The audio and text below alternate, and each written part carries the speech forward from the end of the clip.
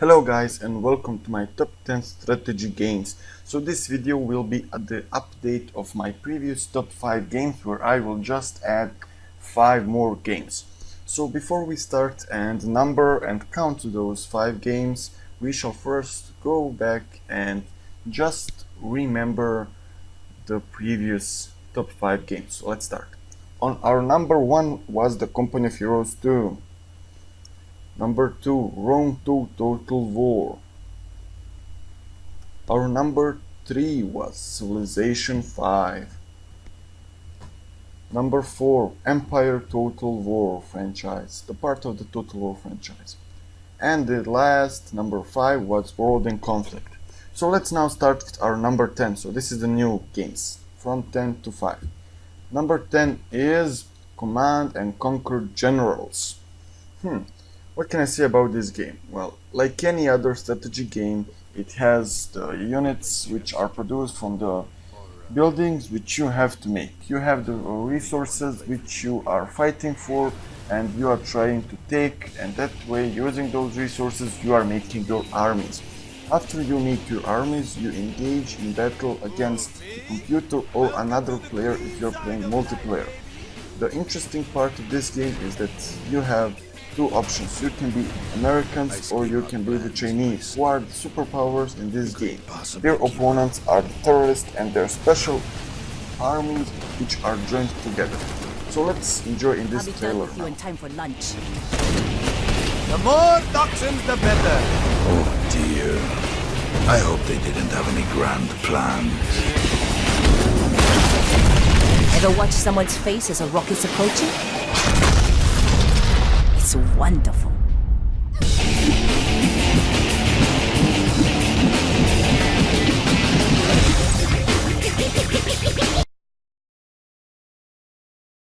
So here we come to our number 9, and that place is guarded for Warcraft III, the great strategy game, the one which I believe all gamers played or at least saw, because the game after Warcraft, I just told it, was the World of Warcraft.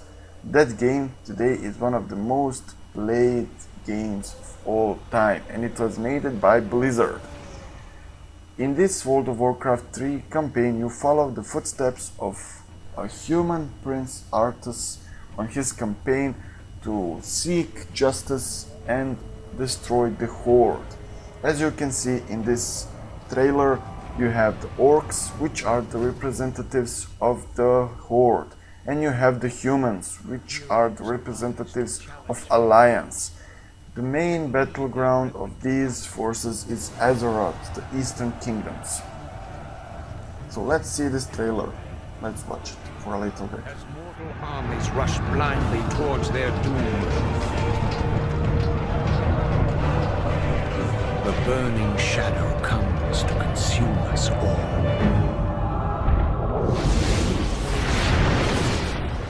But then this burning shadow joins the Alliance and Horde against the same enemy who is trying to destroy them all. Choose your side. Will you be the Alliance or the Horde? But nevertheless, your enemy will be the same. This game is just like the other strategy games. You have resources if you are playing multiplayer or skirmish. So you have lumber and you have gold, which you are trying to take, and that way you are buying your forces and building up your bases, which are your main army production centers. If you haven't played this game, you guys really have to. So after that we come to number 8, and that place is guarded for Shogun 2 Total War.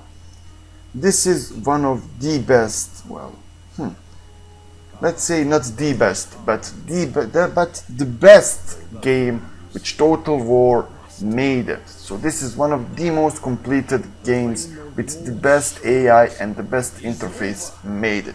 But before we continue speaking, let's just take a look at this trailer, which is awesome. So here you go guys, enjoy this trailer.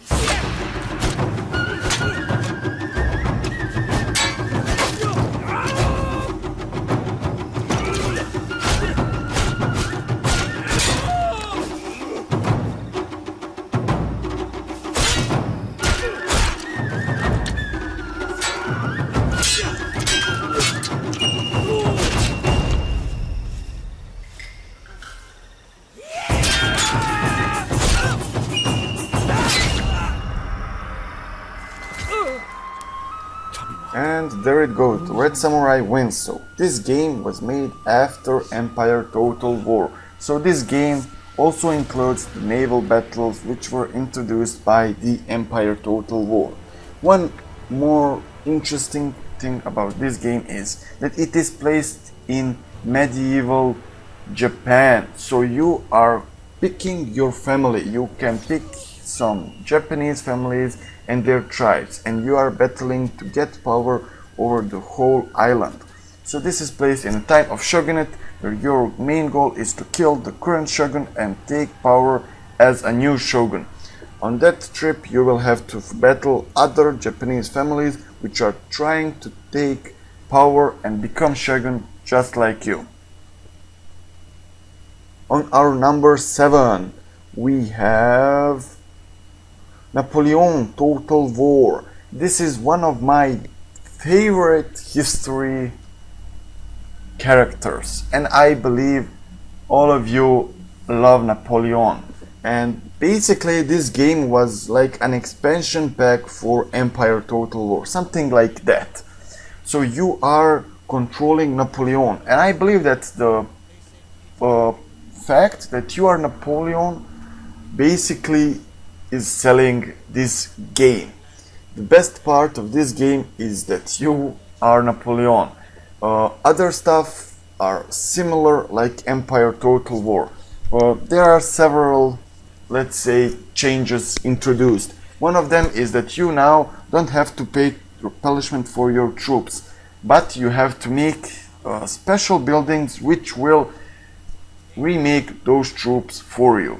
Another introduction is that the current battle system which you have in your battlegrounds is a little bit changed, and your troops are firing more efficiently, and it looks a little bit cooler than it looked in Empire Total War. Anyways, I recommend you guys to play this game. It is fun, it has a great campaign, and after that you can take a great grand campaign in which you can be Napoleon, and you will have him as a general on the field. On our number 6 we have Caesar 4. I believe that many of you guys didn't know about Caesar 4, or maybe you did if you like a lot strategy games. Well, for example, today one popular game is Tropico 5, where you are on a Cuba and you're making economy and stuff. Basically this game is just like that, except that you are not El Presidente, but you are the governor of Roman province, and your task is to do what Rome needs. So as you can see, you are making some, let's say, villages and towns which you have to improve and to make some resources which are needed for Rome. So you get the task to make wheat which you have to transport to Rome. So you are trying to make that, you're trying to plan it, and on that way you have these special let's say systems where you have to keep in track, are your people happy, do they have enough to eat, do they have clean water, is town safe, because all of those things will impact the production and will impact the growth of your town. So this is a great all-around game which is trying to focus on economy and to improve your village. It's a great game and I would recommend it to everyone. I believe that for me it is even better than Tropico 5. I don't know why, but probably because it is the Rome. So on our number 5 and the last game we have is, just by looking this picture, I want to play this game. That is, I will let you guys guess. Just listen to the music. Yeah, it's Medieval 2 Total War. This is one of the best Total Wars. I don't know why I didn't place it on my top 5 games, but nevertheless she's right here in my top 10 games. Well, my top 10 games they're not that different, they are all the same to me, but I just had to make that list just to rank them. But let's take a look at this Medieval 2 Total War. As you guys can see, it is self-explanatory. It is placed in medieval age, where you can control one of the Europe or Asia, Minor Asia, big factions like Turks or Egypt or even the Byzantine Empire. It's a great game in which you are focusing to expand your empire. One of the biggest problems which I personally have in this game is that you are constantly at war, but some minor gameplay stuffs which you do can, let's say, improve that you are not in the war all the time. Like, for example, don't give your map information, guys, because if you do, the enemies will see that you're expanding and they will not feel safe. This is a great game and one of the best. So it is placed in a time of crusades, so you will wage war east against west again, and you can expand even to the America. How great is that? It have the great engine and it is great playable game. So let's see this great bombarda, and done, boom. So thank you guys for watching my top 10 update version of strategy games, and I hope that you guys enjoyed. So thank you guys for watching once again, and I hope that you will visit my channel again. You can find some strategy games on my channel right now. So thank you guys again and enjoy.